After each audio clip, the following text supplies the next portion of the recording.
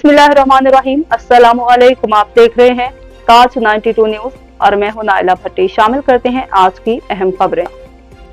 जामिया मुजद्दिदिया नईमिया गुलशन नईमी मलीर में सालाना गौसिया कॉन्फ्रेंस और शहीद मुफ्ती गुलाम मोहम्मद नईमी के 36 सालाना उर्स मुबारक के मौका पर तकरीब का इनेकाद किया गया। गौसिया कॉन्फ्रेंस में मुफ्ती आज़म पाकिस्तान और तर्जुमान अहले सुन्नत मुफ्ती मुनीबुर्रहमान, मुफ्ती आज़म सिंध साहिबजादा, मुफ्ती मोहम्मद जान नईमी, मुफ्ती कासिम मोहम्मद अहमद नईमी, साहिबजादा रेहान अमजद नौमानी, साहिबजादा मुफ्ती नज़ीर अहमद जान नईमी, साहिबजादा मुफ्ती अबैदुल्लाह जान ज़ोहरी, मुफ्ती नूर मोहम्मद नईमी, मुफ्ती गुलाम यासीन गोलड़वी, पीर अमानुल्लाह सरहिंदी साहब, सैयद अहसन रज़ा शाह समेत बड़ी तादाद में सियासी, समाजी, मजहबी रहनुमाओं ने शिरकत की।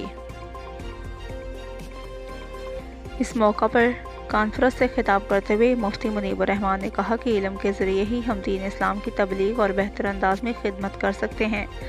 अकाबरीन उम्मत ने हमेशा इल्म के ज़रिए ही माशरे में इनकलाब बर्पा किया और लोगों को हक़ की तरफ मतवज्जो किया। शेख अब्दुल कादिर जिलानी की तालीमात तलबा के लिए मशअल राह हैं। उन्होंने सच बोलकर जो मुकाम हासिल किया और क़यामत तक आने वाले वलियों के सरदार बन गए। रहनुमाओं का मज़ीद कहना था कि दिलों में खुदा का खौफ रखने वाले अल्लाह रब्बुल इज़्ज़त के नेक बंदे होते हैं। अल्लाह पाक का इरशाद मुबारक है कि उन्हें दुनिया का कोई खौफ नहीं होता, वो सिर्फ अपने रब के अहकामात की तामील बचा लाते हैं।